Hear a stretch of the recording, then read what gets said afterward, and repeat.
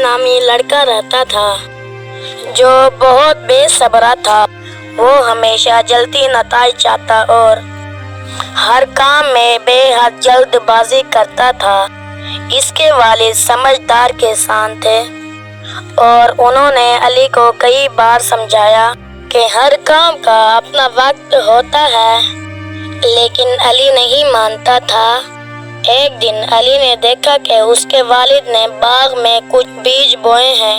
अली ने अपने वालिद से पूछा, ये फल कब निकलेंगे? वालिद ने जवाब दिया, बेटा, इन बीजों को वक्त और मेहनत की ज़रूरत है। पानी दो, धूप लगेगी और फिर जब वक्त आएगा तो फल मिलेंगे। अली ने सब्र ना किया और रोजाना बीजों को देखता। कभी इन पर पानी ज्यादा डाल देता तो कभी इन्हें बाहर निकाल कर देखता कि इनकी जड़ें बनी हैं या नहीं। कई दिनों में बीज खराब हो गए और कोई पौधा ना होगा। अली बहुत मायूस हुआ और अपने वालिद के पास गया।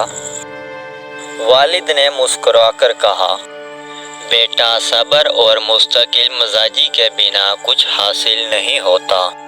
जैसे फसल को वक्त चाहिए, वैसे ही जिंदगी के हर काम में मेहनत और सब्र की ज़रूरत होती है।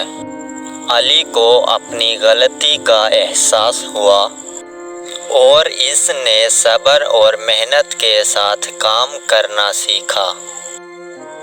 जल्द ही वो अपने वालिद की तरह समझदार और मेहनती किसान बन गया।